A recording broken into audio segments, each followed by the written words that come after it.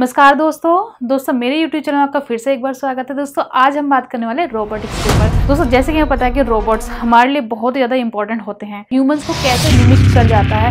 आजकल तो हम रेस्टोरेंट में देख रहे हैं कि यहाँ पे रोबोट्स आते हैं सर्विसेज के लिए। हमारे लिए रोबोट्स बहुत ज़्यादा जरूरी हो गए। बट दोस्तों ये जो है अभी तक जो लिंक था वो इंजीनियर के थ्रू लिंक था।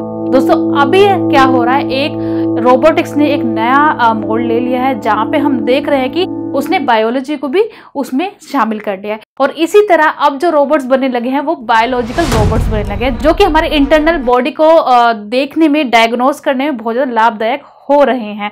और इस पे अभी बहुत ज्यादा रिसर्च चल रही है। तो दोस्तों आज हम कुछ ही ऐसे रिसर्च के बारे में बात करेंगे जो कि हमारे बायोलॉजिकल रोबोट्स हैं, और हम ये जानने वाले हैं कि अभी तक कौन सी रिसर्च हो चुकी है और वो हमारे लिए क्या इंपॉर्टेंट रोल प्ले कर रही है। तो चलिए दोस्तों आगे बढ़ते हैं और थोड़ा समझते हैं बायोलॉजिकल रोबोट्स के बारे में। तो दोस्तों 2020 की बात है जहां पे फर्स्ट बायोलॉजिकल रोबोट्स बना था, और ये माइलस्टोन से कम नहीं था, क्योंकि दोस्तों ये एक बायोलॉजिकल रोबोट था और इससे हम जानने वाले थे कुछ बीमारियों के बारे में या फिर कुछ भी डायग्नोस करने के बारे में। और दोस्तों ये जो बायोलॉजिकल रोबोट था उसका नाम था जीनोबॉट। दोस्तों जीनोबॉट इसका नाम इसलिए रखा गया क्योंकि ये एक फ्रॉक्स से बनाया गया था, फ्रॉक्स की सेल से बनाया गया था। दोस्तों फ्रॉक्स की सेल से ये इतना अच्छा बायोलॉजिकल रोबोट्स बना और वो काफी अच्छा रोल प्ले कर रहा था। बट दोस्तों यहाँ पे अभी प्रॉब्लम थोड़ी फेस करनी पड़ रही थी, क्योंकि दोस्तों यहाँ पे हमें फ्रॉक्स की सेल्स की जरूरत पड़ रही थी। तो दोस्तों ये काफी अच्छा तो था, बट दोस्तों यहाँ पे ये कुछ प्रॉब्लम्स के कारण ये थोड़ा सा पीछे जा रहा था। तो दोस्तों इस वजह से क्या हुआ, कुछ और रिसर्च होने लगी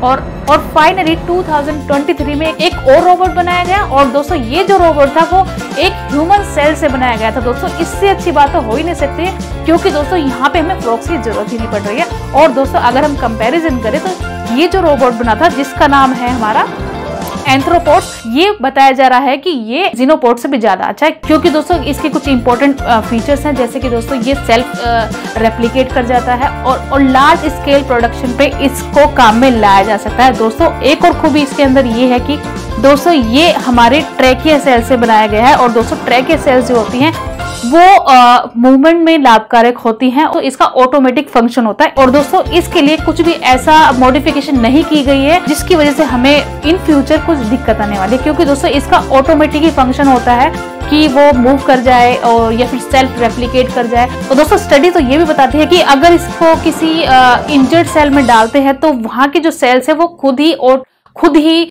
रिपेयर हो जाती है। तो दोस्तों इन फ्यूचर अगर किसी को प्रॉब्लम होने वाले, किसी को कुछ इंजरी हो जाती है, तो अगर ये रोबोट्स वहां पे जाते हैं तो दोस्तों ऑटोमेटिक ही इसमें, क्योंकि कोई मॉडिफिकेशन नहीं की गई है, तो दोस्तों यहाँ पे ये खुद ही उसको हील कर जाता है। तो दोस्तों इससे बेटर ऑप्शन तो हो ही नहीं सकता है, क्योंकि यहाँ पे कोई भी ऐसा इंजेक्शन नहीं दिया जा रहा है जो कि हमें साइड इफेक्ट करने वाला, इसका ये ऑटोमेटिक ही फंक्शन है। तो दोस्तों ये जो बायोलॉजिकल रोबोट है वो काफी अच्छा तैयार किया गया है। और दोस्तों सबसे अच्छी बात ये भी है क्योंकि ये ह्यूमन सेल से बनाया गया है। तो दोस्तों आज का टॉपिक बस यही तक था।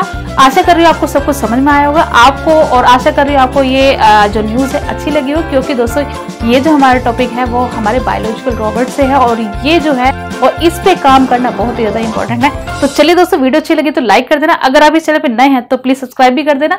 फिर मिलते हैं एक नई वीडियो के साथ। आज के लिए नमस्कार।